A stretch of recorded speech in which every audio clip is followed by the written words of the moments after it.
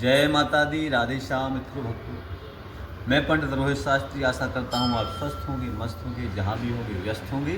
और व्यस्तता जीवन में बहुत ज़्यादा जरूरी होती है। तो मेरे प्यारे भक्तों, आइए हम उस विषय पर चर्चा करते हैं जिसको हम नित्य प्रति करते तो हैं, लेकिन पता नहीं कब करना चाहिए, कैसे करना चाहिए, किस स्थिति में, किस अवस्था में करना चाहिए। आज उपाय को लेकर के नहीं आए मेरे। आज हम आपको वास्तविक भगवान सूर्य नारायण के विषय में बताएंगे। भगवान सूर्य नारायण को किस प्रकार से अर्घ्य दिया जाता है, किस अवस्था में दिया जाता है, किस समय तक दिया जाता है।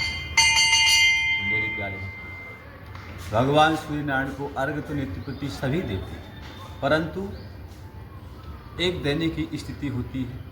किस प्रकार का पात्र होना चाहिए, कैसा पात्र होना चाहिए और क्या डाल करके किसके लिए हम दे रहे हैं, किस कामना से दे रहे हैं, उसी विषय पे हम चर्चा करेंगे। मेरे भक्तों मित्रों, भगवान सूर्य नारायण को अर्घ्य गंगा सागर से देना चाहिए। अब हमारी क्या प्रकार की कामना है, किसके लिए हम चाह रहे हैं, कोई परेशानी है या पीड़ा है या लक्ष्मी की प्राप्ति है या कोई भी आदि आदि, तो उस विषय पर चर्चा करेंगे। तो यदि मेरे प्यारे भक्तों, यदि हम लाल चंदन डाल के यदि हम अर्घ्य देते हैं तो मेरे प्यारे भक्तों, हमारे लिए रोग पीड़ा से मुक्ति मिल जाती है। शक्कर डाल के अर्घ्य देंगे तो निश्चित भक्तों धन की प्राप्ति और लक्ष्मी की वृद्धि होगी।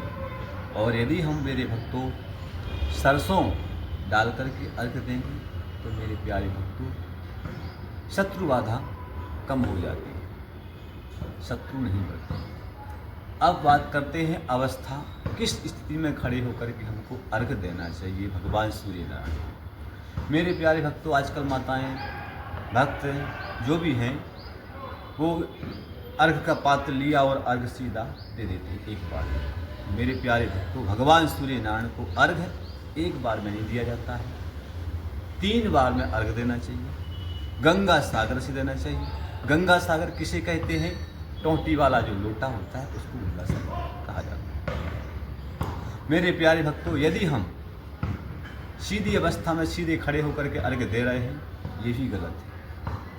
पुरुष के लिए दाहिने पैर के एड़ी को ऊंचा करके पंजों पर सहारा लेकर के अर्घ्य देना चाहिए और 3 बार में अर्घ्य देना चाहिए। स्त्रियों के लिए, माताओं के लिए बाहें पैर की एड़ी को उठा करके पंजे को झुका करके जमीन में अर्घ्य देना चाहिए। इससे क्या होता है, हमारे पितृ भी संतुष्ट होते हैं, पितरों पर भी सूर्य नारायण की विशेष कृपा होती है।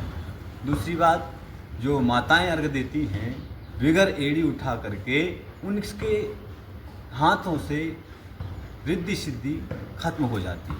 तो मेरे प्यारे भक्तों, माताओं को इस चीज़ का ध्यान देना चाहिए। एड़ी बाएं पैर की उठा करके अर्घ्य देना चाहिए। पुरुषों के लिए दाएं पैर की। ऐसे करने से पितरों की कृपा भी होती है, भगवान सूर्यनारायण की कृपा भी होती है। इस प्रकार से अर्घ्य देने की विधि होती है। आइए जान लेते हैं समय। तो सूर्यनारायण को अर्घ्य 10 बजे तक का ही विशेष समय बताया है। 10 बजे तक भगवान सूर्यनारायण को अर्घ्य हम दे दें, तभी हमारे सूर्यनारायण हम पे कृपा करते हैं। वो साक्षी देवता होते हैं। आप इस बात को भी जानते हैं भक्तों कि भगवान सूर्य नारायण से हमारा समय चलता है। सूर्य उदय होता है तभी हमारा समय प्रारंभ होता है, हमारे दिन की शुरुआत होती है। तो सूर्य नारायण साक्षी और प्रत्यक्ष प्रमाण देता है। मेरे प्यारे भक्तों, भगवान सूर्य नारायण को इस प्रकार से अर्घ्य दें और अपनी जीवन में परिवर्तन करें, सूर्य भगवान की कृपा प्राप्त करें। ऐसे ही आगे फिर मिलते हैं कोई वीडियो के साथ में अच्छे सुंदर से। और जय माता दी, राधे श्याम।